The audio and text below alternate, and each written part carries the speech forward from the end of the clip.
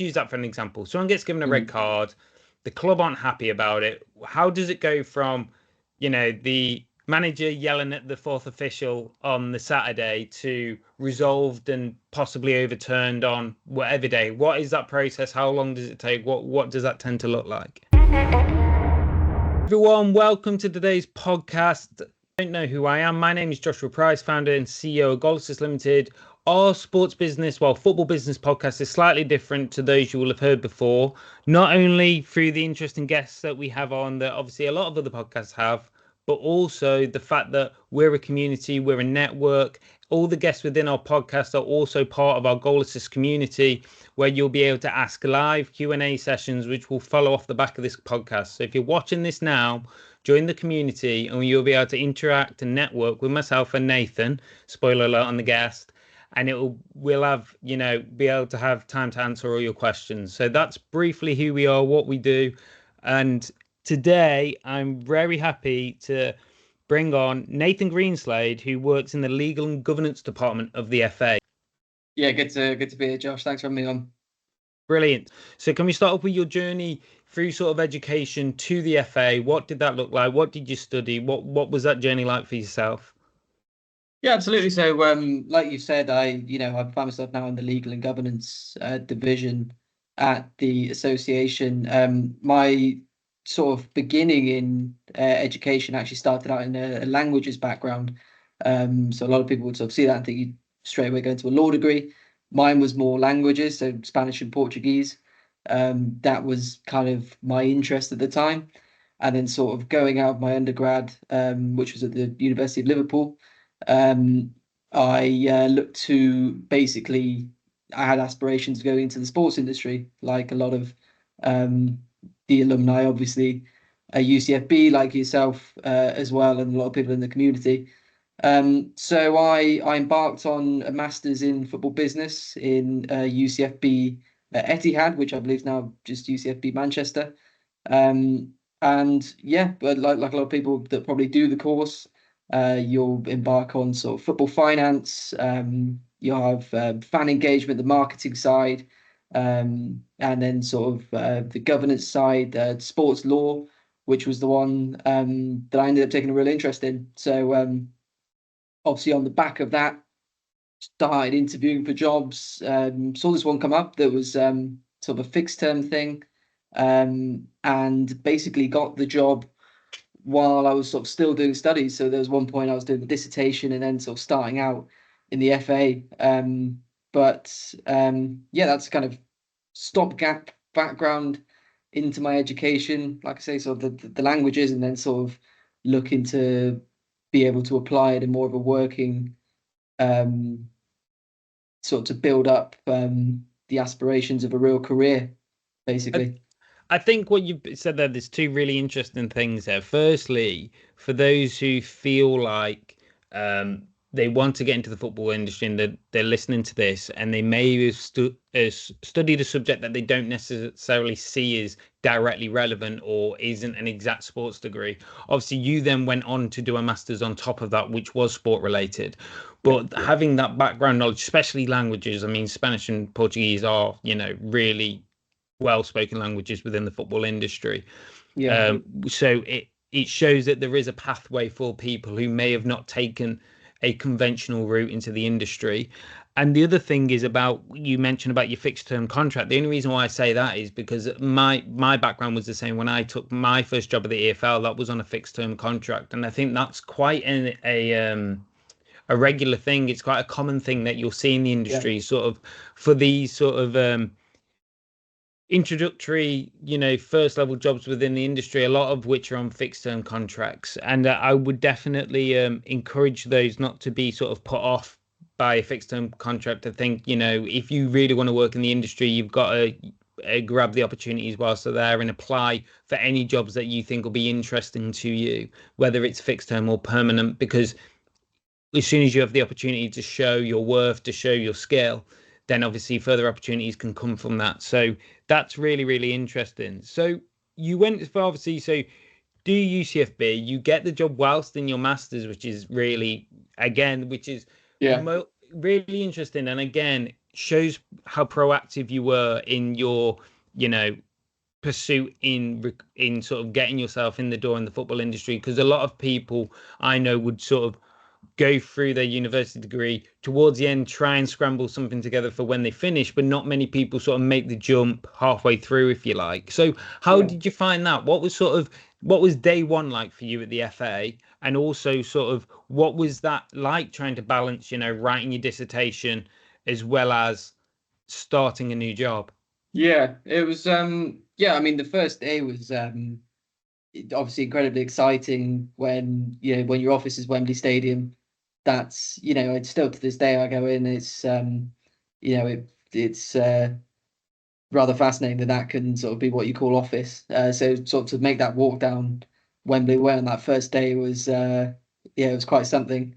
But yeah, I mean it's that kind of feeling of the small fish in the big pond, and everyone there, they of course have vast experience. Obviously, everyone knows each other. There's that element as well, and I guess just kind of um, you may have that imposter syndrome, but sort of almost use it to your advantage in the sense that you go in, you're full of questions. So when you're in those hearings or when you're sort of talking to colleagues and say, "Let's sort of listen.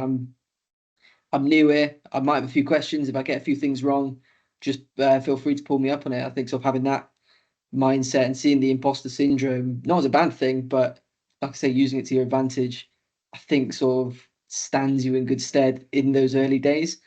Um, but yeah, certainly, exciting, but also very daunting. Absolutely. I think that's not just advice for people in the early days. I think that's advice for life, full stop. You have to try Yeah. and experiment. You got to try and push yourself. And if you're pushing yourself, you're going to be doing things that you haven't done before. You're going to experiencing things that, you may not, you may not get right and you may fail. But if you don't try, it's easy not to fail if you don't try. Like if you're not failing enough, you're not trying enough, almost, like, in my Yeah, opinion. You should be absolutely. trying new things all the time. Some things will work out, some things won't, but you'll find your way as long as you keep trying different things. And the fact that, especially when you're an entry level employee going in sort of day one, you're surrounded by people with definitely got vast more experience than yourself, Yeah, because you can yeah, have sort of, as day one, you couldn't have any less. So it's a case of, like, surrounding yourself with good people, leaning on people for support, because they also know that, you know, they were at that day one at one point. And I mean, obviously your it's an position important point. now, Yeah, you've been in the door now for coming up to 2 years, so you've got your feet under the table a bit more. You understand the role far better than obviously you did day one. So I'm like, obviously now, if someone new came into the department, I'm absolutely sure you'd be, a good go-to then support them as they go through their journey for the first few years. So no, it's really, I mean, like I say, having Wembley Stadium as your working places, it's always, I mean, I didn't know if you found it as well when you're at the Etihad, like even just going to the Etihad every yeah, day for absolutely. your Yeah, studies was, working in the football industry has the perks of that. I think some people expect it to run to sort of, like, you sort of get used to it, but even now, like, I work with the vast array of football clubs helping with financial regulations, and just turning up, I love going to grounds. I love visiting them, even from, yeah, to it's Premier great. League down to sort of National League and lower. It's like whatever ground I'm at, it's still football, isn't it? You still love it and you Yeah, still have yeah. that, passion for it. So, right. So you're in the FA now. You've got your first day in the door. What's the job title? What's the role? What is it that's, Yeah. your day to day? What is it that So you yeah, so our team's called Judicial Services, which a lot of people at face value, they'll sort of think, what on earth is that? So obviously, like you've alluded to, our division is legal and governance, which is a very sort of large umbrella. So Judicial Services is basically when we're essentially that bridge between the FA and the independent panel that will hear disciplinary hearings. These can be betting breaches, they can be your simple misconduct breaches, be it with clubs or players, allegations of racism, for example. And we're essentially we're sort of a team of five of us, and we're basically the secretaries for these hearings, which basically means being present in the hearing and assisting the panel with any regulations they may rely on, or any kind of regulatory guidance in terms of sanction. And essentially our role is to make sure that both participant and the FA have the fairest hearing or most transparent hearing possible, and so that the outcome is fair, and that can be either the first instance hearing itself or any kind of appeal that may come from it as well. So that's part of the role, and then the other part is, for example, the fast track claims, which is basically when clubs will lodge an appeal for a red card, so wrongful dismissal. Our role is essentially again to be present in the hearing with the panel and again guide them on regulation, so that they have all the information needed for an outcome, whether they look to overturn the red card or they look to dismiss the appeal. So that's sort of a stopgap tour. Obviously, there's a lot more intricacies than that. It can be sort of, every day is different, certainly, but there's basically sort of doing that legwork in the background and making sure that the outcome is both delivered and the fairest outcome is the one that does come from it. I think one of the things that would surprise people when hearing you and you speak about all of that, and it's the same with sort of, again, my experience at the EFL was when it comes to regulations, for some reason, I feel like the perception is it's quite a not a slow-paced job, but it seems like a laborious, sort of long-winded process from people on the outside, especially obviously through larger cases, more public cases.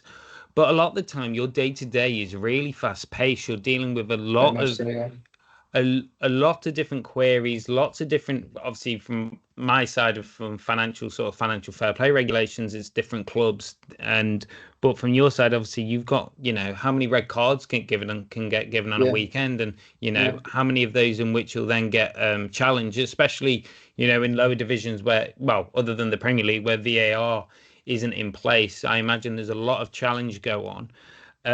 So yeah, very fast paced, which will surprise some, but I think it's really good to sort of bring the realities of what it's like to work in sort of finance, law, regulations, all this sort of side of things. It's a far more interested and fast paced role than I think obviously it's perceived to be. And I think that sort of sometimes puts people off thinking, it's going to be really slow. I'm going to be sat behind a desk all day. I'm either going to be crunching spreadsheets or going through legal contracts or whatever. It's going to be sort of like mundane, but it's anything but when you're working in the industry and you're actually dealing with it. And I think part of that is, I mean, you talk about a team of 5 there. And again, I was at one point, there was only 2 of us, but it ended up a team of 4 at the EFL. Because unfortunately, especially with finance and governance, and you see this within all industries, because they're seen as cost centers for organizations in terms of an area of the organization that isn't driving income, that isn't driving revenue. It's a lot of the time it's understaffed. So therefore, when you're in an understaffed department, it means that you tend to be very busy because there's more work than there's people. So for those people who are interested in looking at law or those sort of areas, like it is going to be fast paced. It's going to be, I was about to use the word fun, but it is if you're the right person. You're going to be working in really interesting topics, really interesting work, dealing with really interesting people. And so it's great to see sort of the realities and your experiences at the FA. In terms of your day to day, what are sort of the biggest challenges of working within that department? What are the biggest challenges the FA face in terms of dealing with this? What are you sort of dealing with on day to day? What's the toughest part about the role? If someone's looking to do a job that's in this sort of realm, what's the biggest challenge? What's the hardest thing about the role? I think one of the hard parts of the role is one you've actually just sort of referred to there, which is the fast-paced nature of it. Obviously, being in the world of regulation, that means as a result, there's regulatory timeframes that need to be adhered to, not just on the club or player or manager's end, but also on our end of the FA, we have to abide by those guidelines. So in a lot of fast track matters, in be it the Premier League or the Championship or anywhere else in the EFL, there's matters that need to be heard by certain times, obviously busy football schedules nowadays, and for a lot of these cases there are sporting implications. So there can be points where it's highly pressurized in order to get a matter heard, to sort of deliver a sanction, for example, when there might be, the next day there might be a game on. So Fridays can certainly be very jam-packed with, weekend fixtures going on. But that time pressure is actually, like you say, it's very real in the world of regulation. Especially when, now where we're going into that sort of Christmas time, for a lot of people, that's the time to sort of put your feet up. However, in our world of work, that's the kind of really busiest part of the year. So there's obviously the time element, and of course, when there's the more high profile matters, there's that kind of added external sort of media ramifications. So it's important that we get our job right, because if we then don't, it will be it's been in the papers the next day. So there's with a lot of high profile stakeholders, there's that added pressure that you have to make sure everything goes as smoothly as it can for the judicial hearings, because there's some big stakeholders that are you're looking to cater for here. Oh yeah, 100%. I think it's really interesting. The one thing when I started to work in sport, which is interesting, it's like there's a lot of people that really care how well you do your job, essentially. Like if you're working at a smaller company, or like obviously I either may as well plug, we own a construction and gardening supply company, Peg Dev Limited, for anybody who wants to buy a rake. But essentially, other than our internal staff and obviously the suppliers who need to be paid, obviously, there's no massive external pressure for the consequences of the job as the day to day. Whereas in the football industry, if something goes wrong and you can't resolve it almost immediately, the media are quickly on it, and it's on the front page, like you say, of every newspaper. Fans then, get very angry and can protest. It can very quickly get out of hand if you're not really on it. So one of the things that, for those people who are looking to work in football, you have to be willing to deal with that pressure. You have to be willing to, you can't work in football and expect to work a 9-5. Like you have to be up early, out late, working unsociable hours, working when the work needs to be done. Because, but it shouldn't be an issue, because you hopefully will love the job. So it won't feel like, although it is work, it doesn't feel like work, because it's something that you enjoy, something that you're interested in.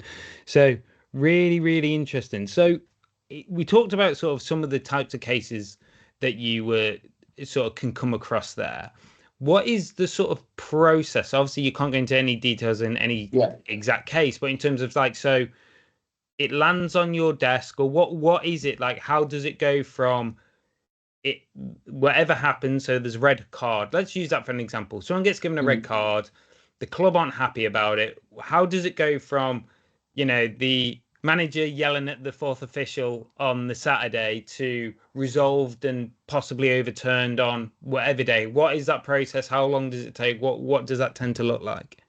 Yeah, so if we got the example of your sort of your manager sent off, like you say, on the touchline, it could be for any kind of dissent of the referee, any kind of misconduct coming from that incident. So what will then happen is, I like to think of it as sort of a big conveyor belt that goes through the department, with the different teams providing their expertise on the matter. So that'll be, an investigation into the matter, which will then sort of go to perhaps the on-field team. And there's essentially that kind of process there. And then it gets to a point where essentially a participant will be formally charged by the FA. And that's sort of, that's where it'll become then sort of public knowledge that, ex-player or ex-manager has been charged by the FA. What will then happen is they'll have a time frame in which they have to respond to the charge, whether they admit the charge or whether they deny the charge. So then we'll essentially be, liaising. There'll be us. There'll be the sort of legal team within the FA, and then of course the club secretary or the participant, or whether they may have sort of legal representation themselves. So essentially, there's them being charged. Then they'll reply to the charge. They'll say perhaps they admit to the charge, and they could request to have this heard as a paper hearing in which they're not present in the hearing. However, so it will just be, for example, myself and then the independent panel, or they may wish to be present in the hearing themselves to put forward their case as to whether they admit or deny the charge, and they'll come back with their mitigating factors. And then the FA will have the aggravating factors, and then essentially it comes to us to have the matter heard by that independent regulatory commission.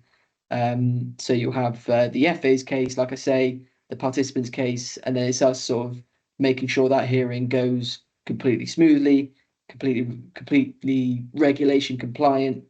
And then we'll basically deliver the decision of the commission, the written reasons, and then facilitate any kind of appeal that may come from the outcome of that, be it from the club's end or be it from the FA's end. So from that process, which obviously it shows there, most people won't realise how much goes into overturning a red card.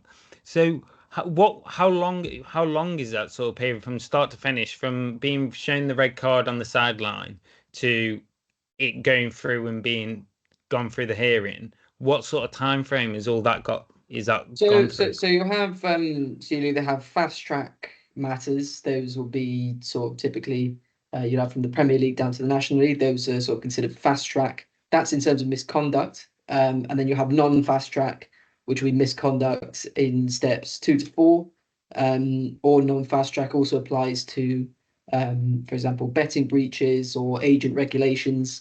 Those kind of things. Those which need more of a long drawn out process in terms of a reply, or the FA's case. So the fast track ones, those are the ones you'll see from the red card on the touchline, or a mass confrontation between teams.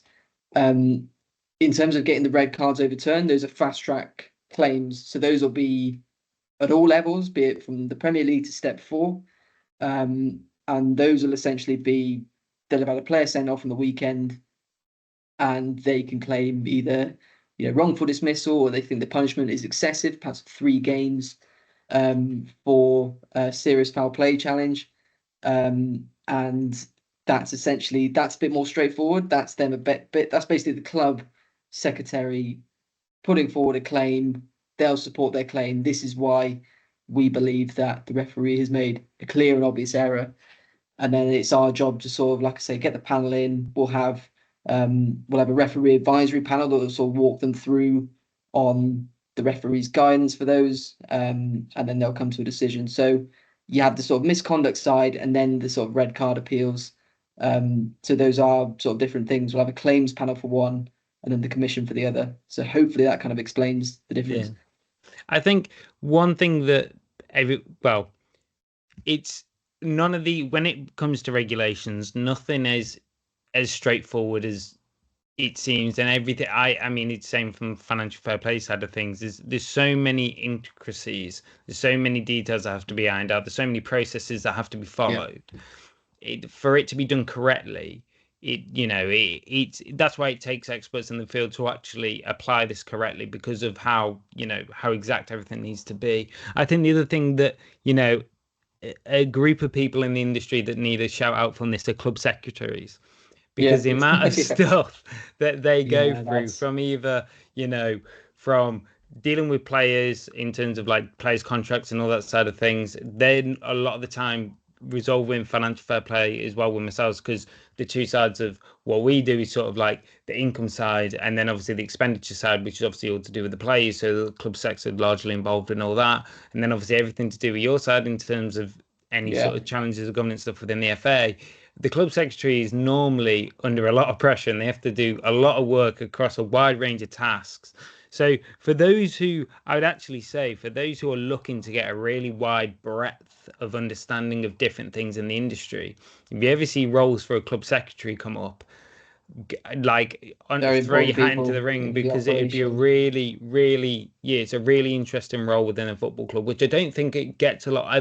people talk about agents, people talk about, directors and all the rest of it. But club secretaries sort of go under the radar a little bit. And I think, it is a really interesting role in how they sort of oversee, a mass area of what happens in football.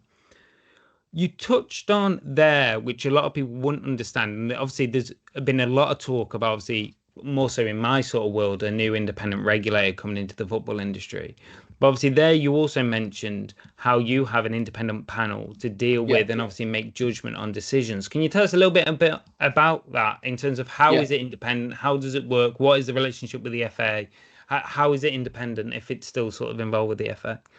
Yeah, it's a very valid question, actually. Of course, a real misconception in both our side, or you'll see sort of the Premier League and the recent PSR breaches, is it's an independent panel that actually make the decision. It's not the FA that are coming up with these figures or suspensions or what have you, or outcomes of the hearing. It's essentially, it'll be an independent panel, be it of you'll have some, for example, barristers or people formerly in the game themselves. And sort of you ask how it's independent. So we'll basically have a judicial panel chair. That'll be, we have a sort of external barrister that he's not employed by the FA. However, his job is to basically appoint these independent panel members that will hear different matters and sort of ensuring that they're conflict free and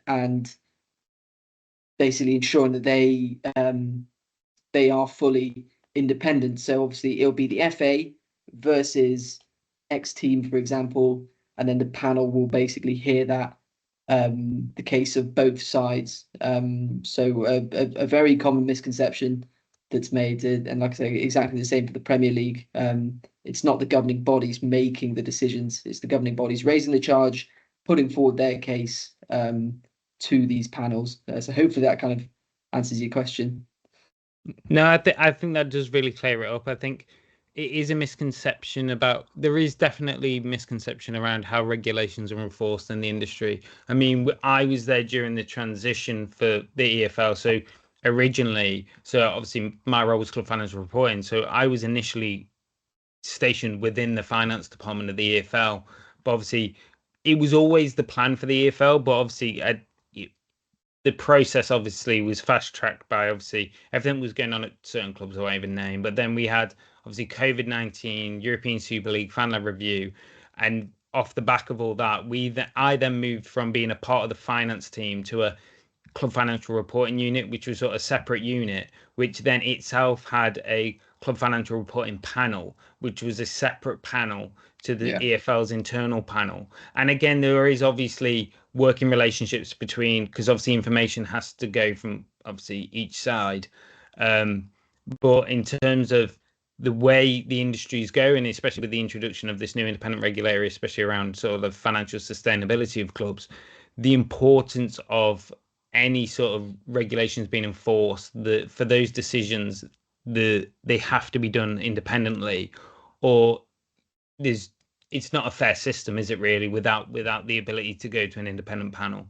I think it's trust in the process, really, Yeah. from a participant perspective, be it a club or a player or what have you. I think it's so they can leave knowing that they've been fairly heard and that the outcome is just, pretty much. Cool. I think that is a really great, interesting overview of everything that you're doing at the FA. I think it's really key. I mean, a lot of people want to know specifics on specific cases and specific things, and although it would be great, but obviously, this is the thing that I think is.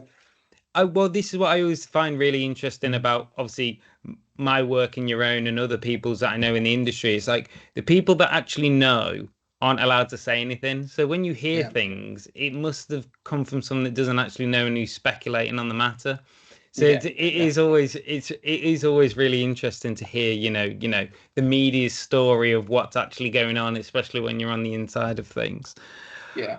To go sort of back full circle. So you obviously went from being, I mean, a lot of people go through this, from being a student into your role at the FA, or into your, obviously I'm talking about generically into football.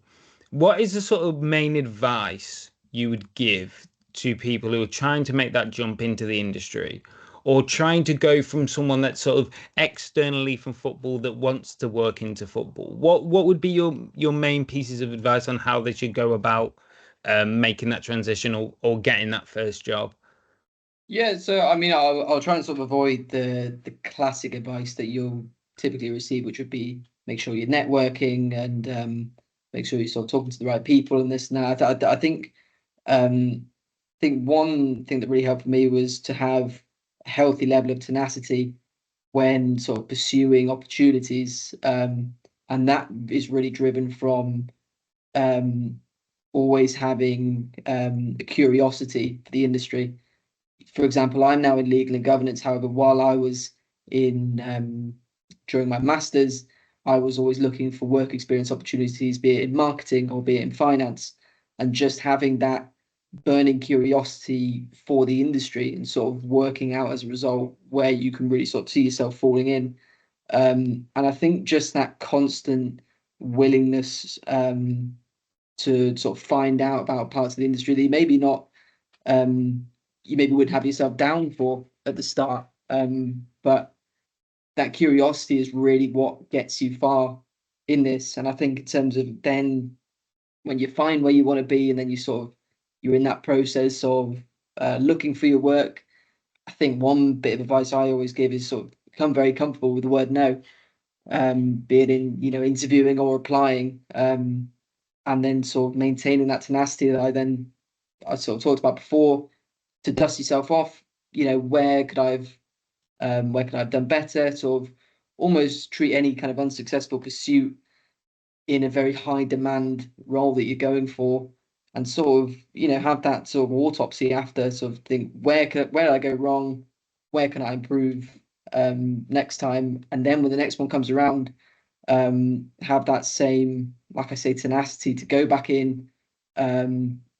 And then sort of just that willingness and that belief that you'll get there in the end, because obviously it's a very high interest industry. It's the positions are in demand, but I think having that belief that you can get there, I think it's that'll separate you from the rest. I think I couldn't agree any more with everything that you just said. I think one of the interesting things is that I everyone's that has sort of been successful in this way has taken that approach, and I think people don't realize how wide they should go within the interest. So for those, I like, obviously I work in finance and then sort of niche then into financial regulation, but whilst I was at university I did a 7 week internship at a sports marketing company. Exactly. Yeah. I did courses in like match day commentary and other sides of the media, just because I wanted to understand and have a holistic view of the entire industry rather than going too niche. Like, I always find it interesting to do sort of sports or football adjacent CPD or extracurricular things that I could get involved with, even if it wasn't necessarily the exact job I was looking for. I just wanted to learn more about the industry and I wanted to learn how other people think. That was the other reason why Yeah. I did like football agents courses and stuff like that, because even if I didn't want to become a football agent, I wanted to understand what they know. I want to understand how they think, because these are people that these all stakeholders in football are very intertwined. Everybody's working with each other, and to have a better understanding how other people work by having some experience or some education in that area is really key for your personal development, especially in the space. So yeah, and like you say, tenacity is the one thing I would say for those who are interested in football and sports in generic. Maybe I'm being a bit like hitting sort of brushing everyone with the same brush here, but like, most people are interested in sports because they're competitive. So it's like, for me, it's like that tenacity, that drive almost comes from being competitive. It's like wanting to be the best, wanting to be the best in the room, wanting to be the best at what you do, wanting to push yourself. That's a lot of people in this industry. Maybe not. Maybe I'm just seeing it from my own point of view. But like, if you're into sport, a lot of people are naturally competitive. So like, using that in a positive way to keep driving towards your goal is, again, really, really key. I Yeah. I want to be respectful of your time here, because I know we've been Oh, going no, on, no, but not at all. I can't not ask you about having someone from the FA here. I cannot not talk about Thomas Tuchel, New Yeah. England Yeah. manager. what are our unofficial Nathan thoughts? Obviously, obviously you've got to Thoughts of be my own, careful yeah. of careful of your position, and obviously you're going to say it's a great signing either way, as he's now in the building with you, and you'll Yeah, pass him on the hall when you going for a cup of coffee. But yeah. what are your thoughts? What are your thoughts on the New England manager? Yeah, I mean, he had his first day in on I believe Wednesday, and I think it's been rather polarizing in the media. I'm of the view that I think it's an excellent appointment. Of course, I'm going to say that, but my own personal thoughts are, he's got a proven track record in tournament football. I think he knows the English game well. He was here for a number of years at Chelsea. And he comes across really well. And obviously, I think Gareth did a really good job for a number of years and took us very far in tournaments. And I think to have a known winner through the door, I think it's never a bad thing. And best of luck to him. Obviously, it's not until the 1st of January he's officially through the door. But I'm really excited about it. I think he's an excellent coach at the end of the day, and that's what wins you the big prizes at the end of the day. So no, I'm looking forward to it, and like I say, best of luck to him. No, I couldn't agree more. I think he's an excellent signing. I know a lot of people are wondering whether, the England job should only be reserved for those of English nationality to sort of help protect in the sort of like the aspiration of English coaches and making sure that the top roles are available. But when it comes to elite sport, it's those who are best qualified, those who are best to do the job should be those in the position. And I think Thomas Tuchel is an example of one of the top managers in world football. Like you say, the amount of he's won across continents, he's taken teams and challenged and, taken teams further than they were expected to go.